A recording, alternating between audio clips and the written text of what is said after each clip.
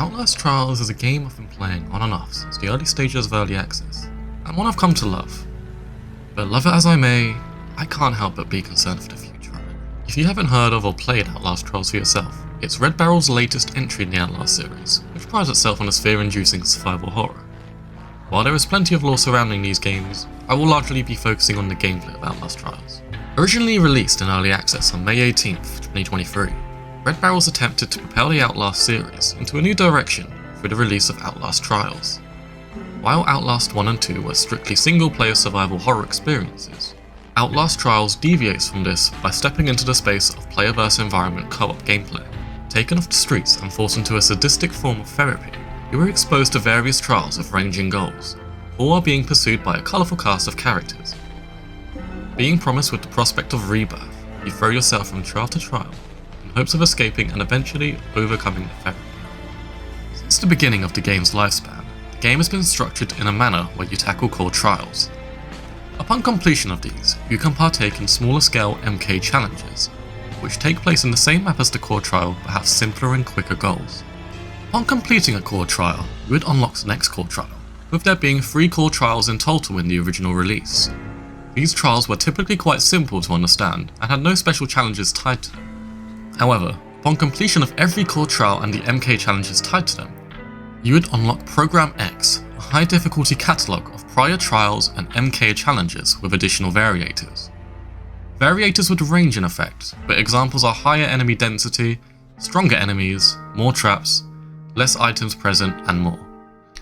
While trials would rise in difficulty, you would have the opportunity to gain permanent buffs, subtle passive effects, and differing rigs that you can use within trials for special effects. All of these can be acquired through tokens received upon leveling up, making the leveling process for other types in initial levels, but getting gradually easier as you level up more. Completing Program X would allow you to access Rebirth, leading to one final solo trial, where you would retrace your steps through the initial tutorial area. Since Outlast Trials' initial release, various systems have been tweaked, though they are all fundamentally the same. As of September 2024, there are 6 core trials, nearly all with unique NK challenges attached. The Rebirth system has been redone, with Rebirth tokens being awarded upon completion of any trial on any difficulty. Speaking of difficulty, you can now select from 4 difficulties on every trial, ranging from easy to very hard.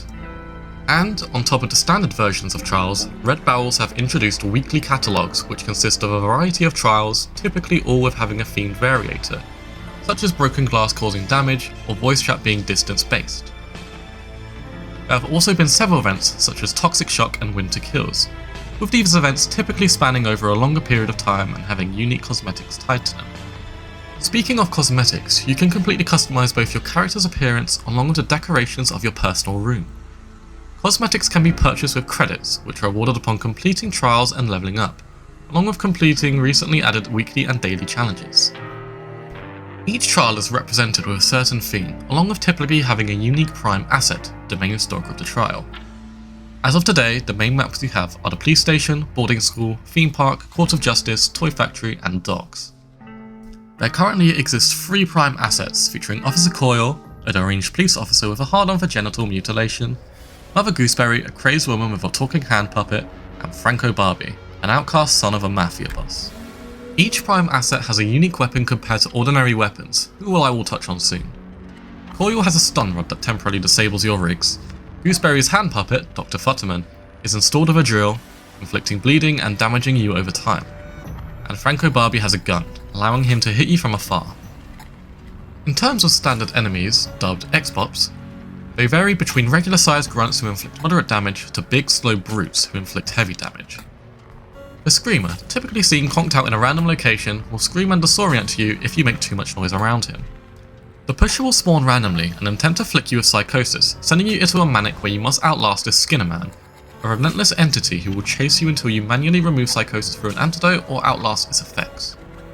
Your main methods of dealing with prime assets and X-Pops largely consist of running and hiding by taking advantage of the darkness, though some rigs and amps can allow you to play much more aggressively. Items like bricks and bottles can be used to either distract enemies, or can be thrown directly at them to temporarily stun them. The stun rig and blind rig have been notable in the meta for allowing you to disable enemies for a long duration, allowing you to carry out any task with minimal resistance. If you're sluggish, however, you will eventually sustain damage, which can be dealt with by using healing items found throughout the trial, ranging from bottles of medicine to bandages. Take too long and your night vision battery will run dry, meaning you'll have to source some new batteries. Along with that, with having an initially limited inventory of 3 slots, later upgradable to 4, you have to balance what items you can justify keeping with you, especially considering the existence of powerful items like adrenaline, which grant you infinite stamina and boost your speed. The goals you have to achieve in the trials vary, but will typically force you to engage with enemies in order to complete your task. In one instance, you may have to turn on a generator, which will also reveal your location to enemies in the process. Or in other cases, you have to sacrifice your inventory slots to carry around throwables to play carnival games. There is plenty of variety here, though some tasks are more tedious than others, especially if you're playing solo. Now, you're probably wondering, why the title? So far, everything I've said feels fine, and that's partially true. While I'm pleased with the development of the game and the inclusion of new maps and enemies, I can't help but fear for the balance of the game and the developers' intentions clashing with the players. To put it into perspective, it's clear that the developers intended for you to utilise movement and hiding spots to lose enemies, and that's fine. However, when you start unlocking the later upgrades for rigs, you learn to experiment with them to create whole new playstyles, an example of this being the blind rig. The blind rig acts as a trap, allowing you to place it wherever you wish, assuming you have the time to place it, and when an enemy steps on it, fills the area with smoke and temporarily stuns the enemy who triggered it. Many patches ago, this thing was busted. It was a must-have for any player, solo or co-op, and allowed players to maneuver around enemies in smooth and efficient ways. However, as a consequence, every other rig was underpowered compared to the blind rig. It was a clear meta that was undoubtedly balanced. So, did they buff other rigs to bring them up to a potent level? Did they nerf the blind rig? If you voted nerf the blind rig into the ground and not touch any other rig, you'd be correct. At the time, this caused quite the uproar, especially considering the blind rig's importance for any solo player, myself included. This was later improved down the line, with the stun rig getting a noticeable buff. However, as of the current patch, we're now stuck in the same situation, with the stun rig outclassing any other rig. The stun rig essentially acts as a throwable stun, featuring a short cooldown and a long stun time, allowing players to aggressively complete goals in a quick manner. But my concern once again comes to the way that other rigs were handled. The heal rig, notable for its AoE heal, initially shipped with a stun feature of its own, stunning enemies which came into contact with your AoE heal. This was later nerfed, however, with Red Barrels pushing this into a purely support rig, removing a large portion of its solo viability and its potency compared to other rigs. And then we have the X-ray rig, which lets you view enemies through walls, making for better navigation. Except it just lacks any oomph compared to the rest of the selection. You're probably wondering then, why do I think Red Barrels are pushing a certain playstyle onto us? And that's largely due to 2 newer additions. For one, the latest addition to the collection, the Barricade rig, exists simply to force fire a door or window to make it take longer for enemies to pursue you. Compared to the other rigs available to us, this lacks any real substance to tackling locational goals. It's simply a weak rig, and it reminds you of how Red Barrel wants us to treat Outlast Trials, like the traditional survival horror it took inspiration from. My other concern is the consistent use of longer rig cooldowns on higher difficulties. Now, I do understand that it makes the trials more difficult, and I understand that that is almost certainly the point of it. However, difficulty be damned, having long cooldowns on these rigs takes away the unique gameplay opportunities given to us in trials. Yes, they make the game considerably easier. They are what make the game fun. Without rigs, I doubt I would have been interested in the game for so long. On top of consistent, harsh nerfs to bricks and their stuns, I worry that Red Barrels will eventually attempt to railroad us into playing strictly safely and slowly, directly opposing the gameplay opportunities given to us through rigs and even some ants. On top of all this, while we have been given new content from time to time, it never feels like it's enough for me to jump back into Trials. It was only recently when we were introduced to an entirely new Prime asset, and it took around a year to get even that. If this game is to succeed, it needs to grab the live service nature by the horns and give us consistent, interesting content which will keep players coming back for more. Once you complete every trial several times and get closer to max level, you start to question why you're even still playing, and it's a damn shame, because I truly do believe Red Barrel's twist on the survival horror genre is truly inspiring. My final comment on this topic will simply be that utilising stealth consistently for the entirety of a trial takes too long to be enjoyable.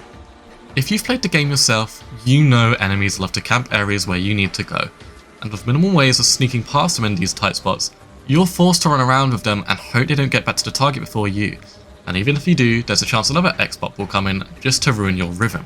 But I don't want to end this video negatively. I truly do love this game and want it to succeed, and there's parts of it which I still love. I love how you can turn the survival horror experience of being hunted into you manipulating your rigs just right to outsmart enemies and complete trials in record time. It gives me a rush which I just struggle to get from other games. The tone and the setting of the game is just perfect pure horror, especially during the toy factory stage where you're forced to mutilate some random guy just to eventually burn him to death. If I had to give a closing remark directly to Red Barrels, it would be to not be afraid to give control over to the players. Let them utilize rigs and amps which challenge the survival horror experience. Let the players decide how they want to tackle trials. Not everyone wants to play strictly by the book, and it should be supported by the developers, not put down.